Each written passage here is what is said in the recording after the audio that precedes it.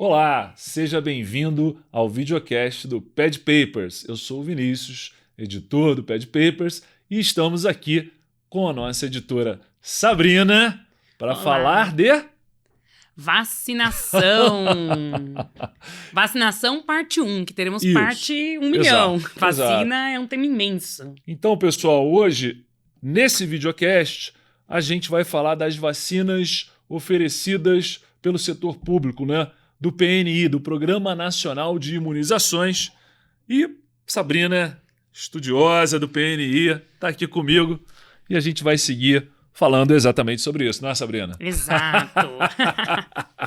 A gente tem aqui algumas perguntas para seguir, a gente tem um cronograma aqui e vem com a gente para falar de vacina. Sabrina, você já procurou saber assim, os critérios de inclusão das vacinas no PNI? Como é que seria isso? Na verdade, muita gente tem dúvida em relação a isso, porque a gente sabe que tem vacinas diferentes que são recomendadas pela Sociedade de Pediatria e que não estão no calendário. Né? E aí vem a dúvida, por que se tem pela Sociedade Brasileira de Pediatria não está no PNI, né? Não está no nosso Programa Nacional de Imunizações. Exato.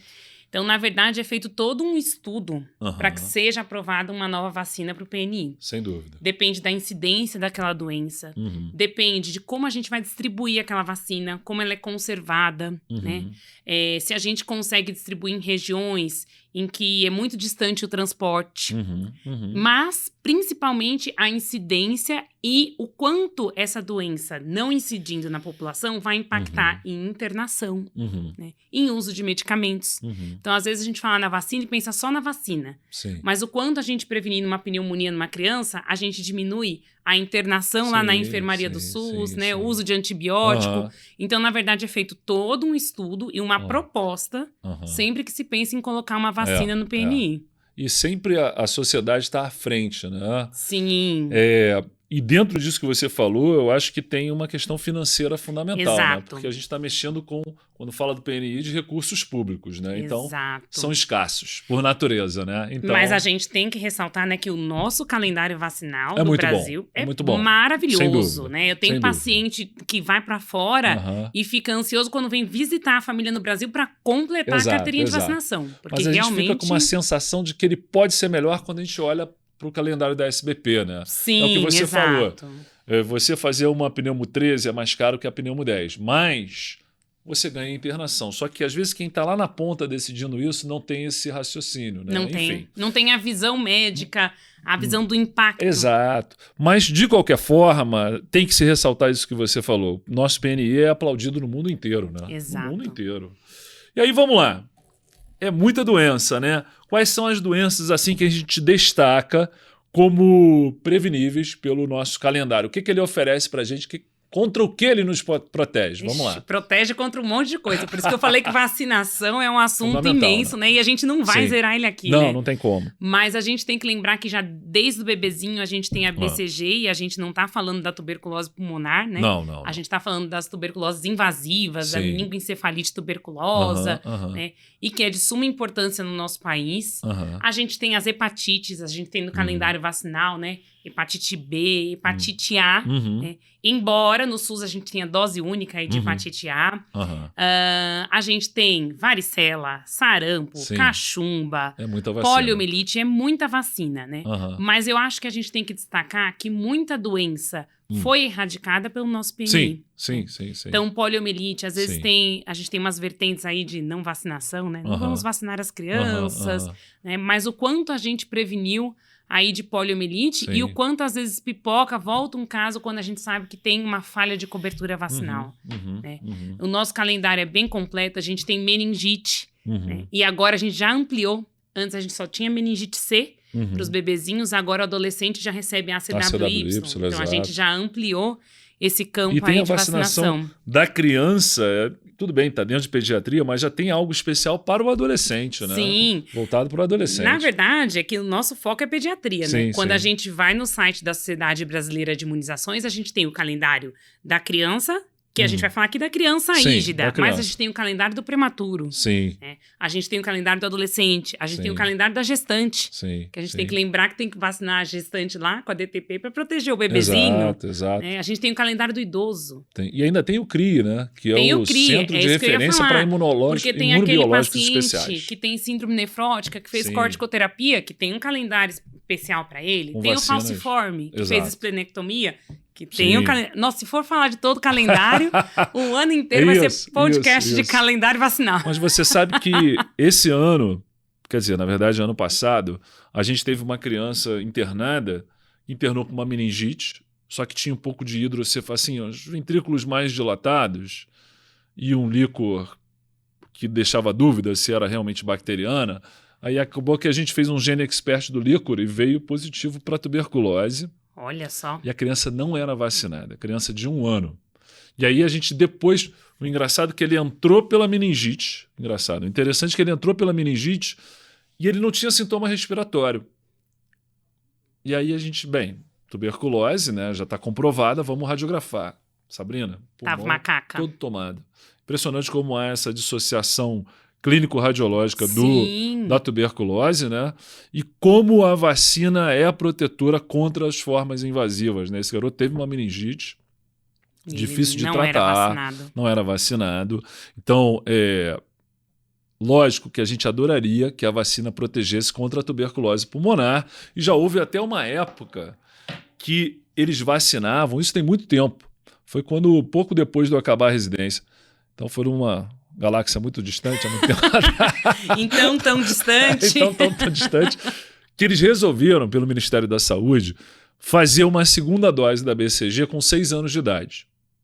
Qual era o objetivo? Fazer um reforço para evitar a tuberculose pulmonar. O que aconteceu? A tuberculose pulmonar ficou lá, impávida, colosso, sem... Não aconteceu nada, não aconteceu alterou nada, a sua continuou, e as crianças faziam umas reações, porque já tinham feito a vacina antes, fazia aquele booster, o braço quase caía. Então, Meu assim, Deus. a gente tem que saber o que a vacina pode nos dar, e ela nos dá muito, né? Evitar Muito. formas como a meningoencefalite por tuberculose, que deixa sequela, só nisso já está valendo, né? E às vezes a gente não tem essa visão quando o calendário vacinal está sendo seguido corretamente. Sim, quando a gente sim. tem uma ampla cobertura vacinal. Parece que nem está fazendo É efeito. que nem a gente tá falando de meningite, falou da vacina da meningite C. Mas a gente tem que lembrar que a gente tinha meningite por haemófilos. Sim. E que é uma suspeita pra gente, né, quando o paciente não é vacinado. Exato. Quando a gente tem febre sem sinais localizatórios, Sim. né, vai depender se a criança tem vacina completa ou incompleta. Não, isso vai mudar mudou. o nosso perfil, né? Então muda muito. Essa questão da febre no lactente mudou completamente por causa das vacinas. Né? Exato. Antes o estresse por bacteremia era muito maior, né? Hoje em dia, com as vacinas, a gente fica mega tranquilo, né? Exato. Muito bem. Agora, olha só que interessante. Essa é uma pergunta que eu recebo dos alunos direto, né? A Sabrina sabe a fórmula. Será que eu sei a fórmula Vamos ver, mágica? vamos ver. Uma pergunta que eu recebo e que é até difícil de responder, que é a seguinte. Atenção você que está na graduação ou mesmo que já tenha se formado. Como memorizar? Eu ia falar decorar, mas Sabrina escreveu aqui para memorizar, é mais chique, né? Como memorizar o esquema vacinal do PNI? Eu, de tanto fazer, assim, de recomendar, de estudar, acabei decorando, mas tem alguma fórmula, Sabrina, para a gente tentar decorar? Né? É difícil, eu sei. Difícil. É uma dúvida muito frequente, né? Muito. Dos alunos. E eu lembro, eu costumo contar para os residentes que, na época que eu fazia residência, na enfermaria, eu tinha uma professora e ela sabia tudo de vacina. Eu achava demais. Ela sabia SUS particular, as diferenças, a composição. Eu falava, caramba, como que eu vou levar isso para a vida? Como que eu vou aprender tudo isso, né? E aí, hoje em dia é isso, a prática. Né? A prática faz uma baita diferença. Sim. Quando a gente fala disso todo dia... Você no consultório diariamente, não tem jeito. Todo dia. Vai decorar. Todo dia tem um bebê que vai fazer 2 meses de idade, né? Porque aí tem a BCG e hepatite B ao nascimento. Sim. E aí eu falo pros pais, calma, que agora não é o momento da gente discutir. Vamos discutir perto dos 2 meses, que aí começa a sessão tortura, né? 2, 3, 4, 5, 6 e aí vai. Aí eu falo, agora vamos discutir. Aí eu mostro a diferença do SUS, do particular. Então a gente tem que estudar. Tem que estudar. Não tem jeito. Eu costumo falar que a forma mais fácil pra mim é a gente agrupar. né? Então, como que eu costumo tentar lembrar? Agrupe por meses, por coisas que você tem que lembrar. Então, tem o nascimento, né? BCG, hepatite B. Aí a gente passa 2, 4 e 6 meses, a gente tem os bloquinhos, né? Da DTP, tem a VIP, vai ter a rota, vai ter a pneumo, mas com 6 meses a gente já não tem mais rota e pneumo. É verdade. Entendeu? Mas se você agrupar naquele bloquinho... naquele bloco de 2, 4 meses, 2, que 4 é bem e 6 igual, né? já não tem. Se tiver época sazonal, aí tem influenza, né? Com 6 meses. Já tem com 6 meses. Depois com 9 tem a febre amarela, Sim. aí dá uma folga pra criança, né? Ou seja, o grosso das vacinas é no primeiro ano. É no primeiro ano. Se você tiver aquilo na cabeça... Se você tiver aquilo na cabeça, e eu sempre procuro tentar agrupar. Quais são as vacinas? 3 e 5. É meningite. Exato. 2, 4 e 6, né? Então a gente já sabe quais são, tirando com 6, no SUS, no PNI, não vai ter rotavírus nem pneumo. Né? Diferente um pouquinho do particular, que a gente vai discutir isso em outro podcast. Exato. E outras coisas que eu vi também, assim, é legal você olhar como houve um progresso no esquema vacinal e na logística da vacinação, no pensamento da vacinação, por exemplo. A partir do momento que entrou a vacina da hepatite B ao nascimento para diminuir a transmissão vertical, acabou-se com um problema, que era o seguinte: antes as pessoas tomavam 3 doses, ficava assim, 5% não responde. Será que vale a pena fazer uma sorologia? Se você for profissional de saúde, é melhor fazer uma sorologia para ver se você respondeu, para tomar uma quarta dose. Agora acabou. Acabou, todo mundo toma 4 doses. Exato. Né? Toma quando nasce e depois na pentavalente. Exato. Então tá resolvido. E aí resolveu o problema também, porque tinha aquela história do prematuro, né? O prematuro vai tomar 4 doses, o outro não vai tomar, então todo mundo toma igual. Todo mundo 4. Porque a gente cobre, é PNI, então a gente tem que cobrir o máximo que a gente puder. Exato. Não, e com 4 doses praticamente todo mundo... Converte, né? Converte. Outra jogada, essa talvez tenha sido uma das mais inteligentes. Vou ligar pro PNI, mandar um zap. Muito bom, parabéns. Que foi a história da vacina contra pólio, né? Que você estava comentando. Sim, eu estava pensando exatamente nisso. Que eles entraram com a VIP no primeiro ano, né? Com 2, 4, 6 meses. E acabaram com o risco de você ter uma pólio pela vacina. Exato. Que lógico. Eu ia falar exatamente isso. Estava pensando nessa história da pólio. Porque isso foi perfeito. A gente sabe que a vacina com agente vivo pode ocasionalmente transmitir a doença, né? Então, por mais que seja um risco ínfimo, né? Imagina você tomar uma vacina e ficar doente, né? Pois é. Mas assim, o benefício é tão grande que na balança vale a pena, né? Uma vez eu li uma estatística que era 1 caso para cada 13 milhões de doses, né? Então, eu recomendava aos meus pacientes, pergunta quantos já tomaram hoje. Se for 12 milhões, se você não chegou nos 13 milhões, se você não é o da loteria, pode tomar. Mas aí, uma coisa que eu demorei a entender é que a partir do momento que esse risco era para a primeira dose, porque depois que você já fez algum anticorpo, o risco fica bem diminuído. Já era quase zero, fica zero praticamente. Então, eles colocaram a vacina inativada no primeiro ano, de maneira que quando você começa a entrar ou na campanha, né, ou nos reforços que são com o vírus vivo, oral, você já tem muito anticorpo. Então, Exato. o risco de fazer doença é zero. Então, eu acho isso muito legal, essa evolução constante do PNI, sempre tentando compensar algumas falhas ou algumas dúvidas. Que é aquela coisa do critério de inclusão, né? Sim. A gente sabe todo o impacto da poliomielite doença. Sim. Né? Então, se a gente pode mexer, talvez, quando foi avaliado isso, pensou-se, o custo não é tão grande e o quanto a gente diminui de impacto se a gente tiver poliodoença, né? Exato. E aí isso é pesado. E aí você tem os imunodeprimidos, né? Exato. Às vezes nem sabe o que tem contato com o imunodeprimido, algum... A família às vezes está desinformada, às vezes a pessoa que está ali no posto não tem a mínima ideia, né? É vacina de 2 meses, dá, né? E quando era vacina oral? Perguntou se tem alguém da família fazendo tratamento de quimioterapia? Né? Exato. Então a gente não sabe o quanto a gente pôde impactar nisso aí, né? E tem um macetinho que eu recomendo para os internos, quando eles ficam muito confusos, eu falo, cara, você tem que ler o calendário, mas tem um macete aqui para você. Opa, bora aprender. Isso é para os internos que estão lá enrolados atendendo. Eu falo o seguinte, pega o cartão de vacina e vê se tem alguma coisa escrita de lápis. Se tiver alguma coisa escrita de lápis e a data tiver vencida, passado, a vacina está atrasada. Porque isso é a praxe do profissional, da sala de vacina. É isso mesmo. Ele faz a tua vacina de hoje e ele anota de lápis a próxima. A próxima. Então botou lá uma data. e essa data já passou e tá de lápis, Fechou. essa vacina venceu. O problema é que na prova não tá anotado de lápis pra próxima, não. entendeu? Isso é pra Só prática. dá pra prática. O aluno não se... É lógico que com a prática do dia a dia ele vai memorizando lá as vacinas. Mas quando ele tá no início fica confuso... Olha de lápis que olha tá o que tudo tá de certo. lápis. Se Exato. passou a data, essa venceu. Perfeito. Detalhe. Perfeito. É o macete da caderneta. Macete para aluno. E aí vamos falar do seguinte. Como anda a nossa situação de cobertura vacinal aqui no Brasil? Olha, com essa história da pandemia, a gente teve um impacto muito significativo. A gente aham. está correndo atrás de recuperar. Sim, né? sim. Antes da pandemia, a gente já tinha um problema. Muitas vertentes crescendo nessa história. Ai, que vacina faz mal para um monte de coisa. Vacina está relacionada a autismo, vacina está relacionada... Essa eu acho que as vacinas já se livraram, né? Né? Porque Pois ficaram no banco dos réus por causa disso, Mas a gente né? tem uma vertente aí muito importante que não quer vacinar as crianças.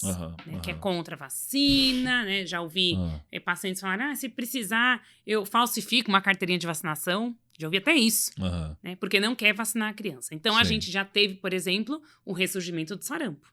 Né? A gente ficou anos aí erradicado e voltou. Eu cheguei a atender no posto de saúde caso suspeito, que depois foi confirmado sarampo, há 3 anos atrás, que eu achava que eu nunca ia ver na minha vida. É raro, né? Ver, é né? muito raro. Mas a gente está correndo atrás do prejuízo agora desse período pós-pandemia. Porque na pandemia, se por um lado a gente sabia que as crianças tinham que vacinar, por outro elas eram bebês.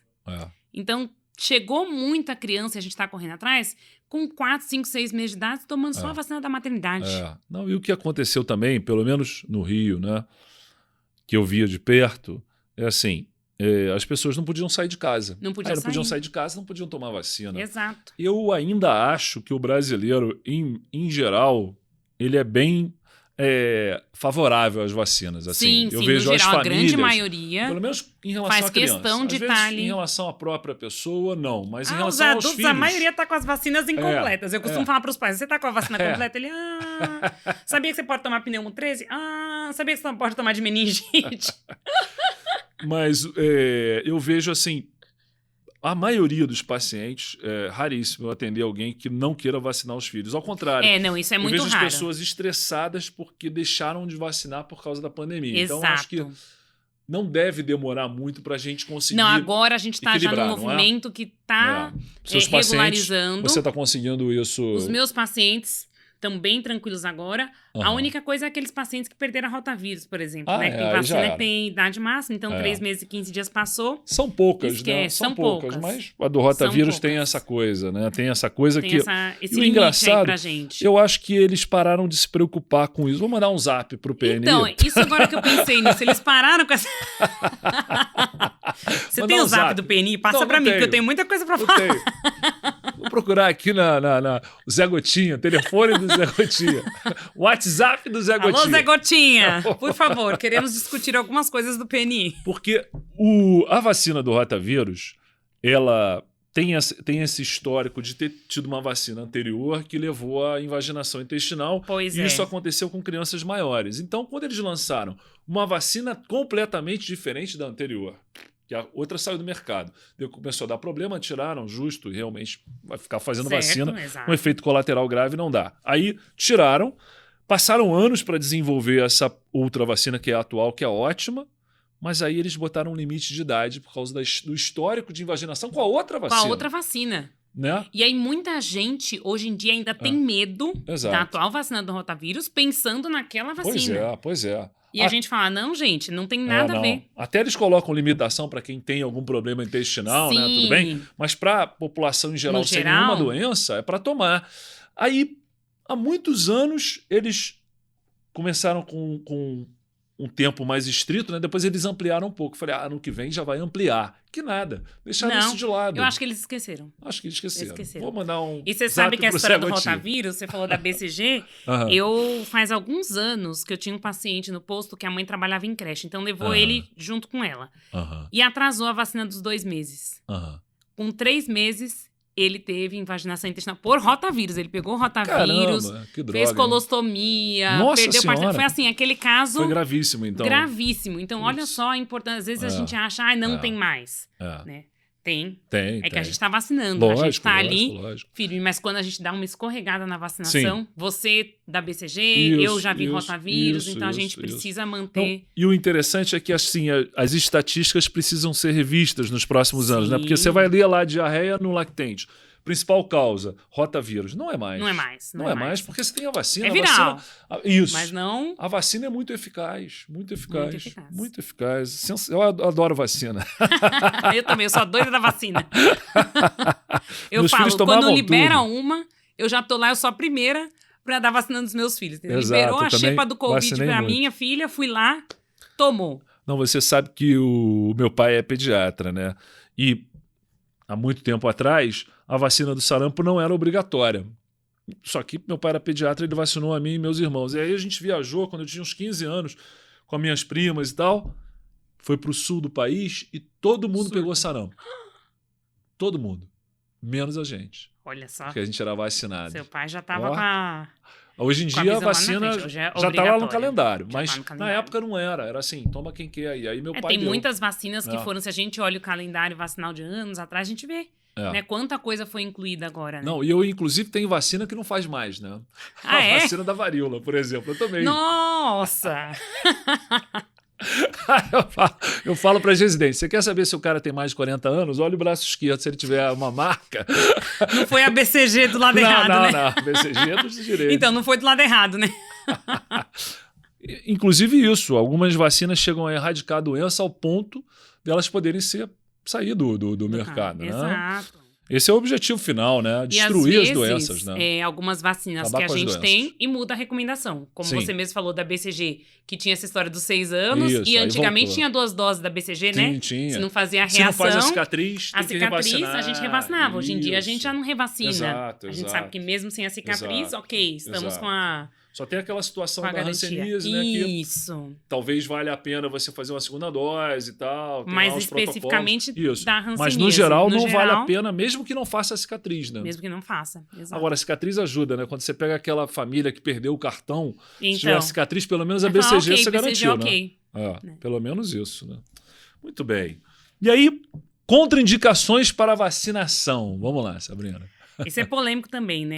Porque muitas vezes o paciente não vai tomar vacina e atrasa, ou chega lá no serviço para tomar vacina e aí tá resfriado, tá com uma febrinha, e tudo não pode dar vacina. Mas não é bem assim, né? Grande parte das vacinas a gente pode dar. Uma contraindicação a gente já falou aqui, né? É do rotavírus.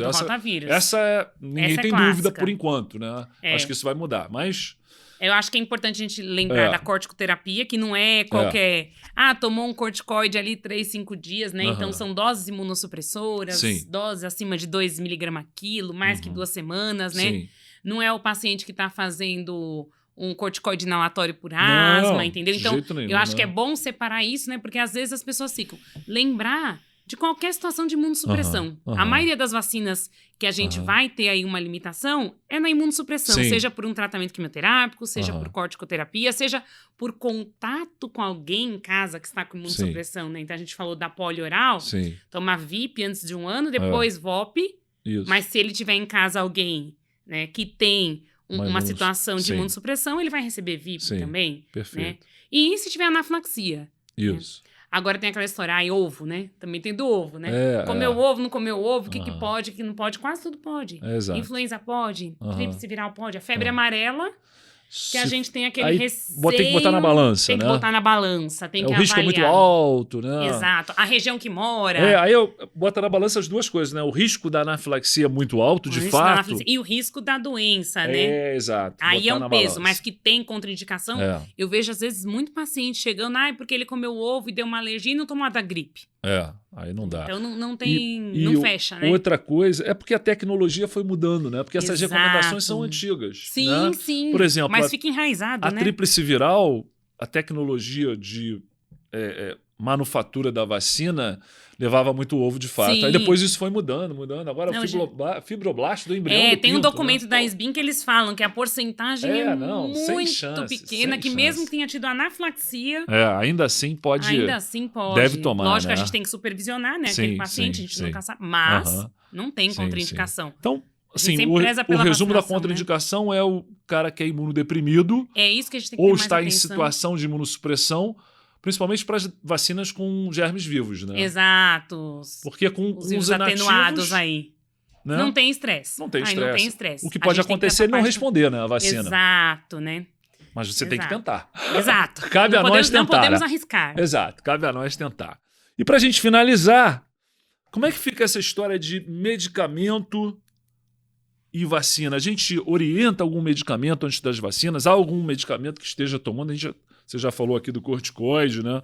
Que é uma dúvida bem grande. Que possa grande. interferir na questão das vacinas? É uma coisa muito comum na prática, né? Que a gente tem que saber o que é exato recomendar, é a história do antitérmico, né? Uhum. O antitérmico pré-vacina aí, para prevenir, a gente sabe que ele pode modular a resposta. Uhum. Né? Então, e a gente nem sabe se essa criança vai ter febre, não, ou reação. Né? Então, o ideal é que não se oriente nenhuma medicação, sim. nem depois orientar algum tipo de compressa que não seja compressa fria, compressa... Tem gente que põe repolho, põe... Ai, olha, tem de tudo. É borra de não sei o que lá. Molho na criança. Não, olha, tem umas recomendações que eu falo, gente, é assim, criança vacina, assim, vai lá para vacinar. Isso. Teve febre? Aí vai sim. medicar. Isso. Não teve febre? Não vai medicar. Só se houver um histórico de uma reação a pertussis. Né? Isso que eu ia ressaltar, isso. né? O pertussis, sim. Aí tem até indicação que que eu acho que a gente pode depois um dia falar disso, das indicações especiais, né? Do CRI.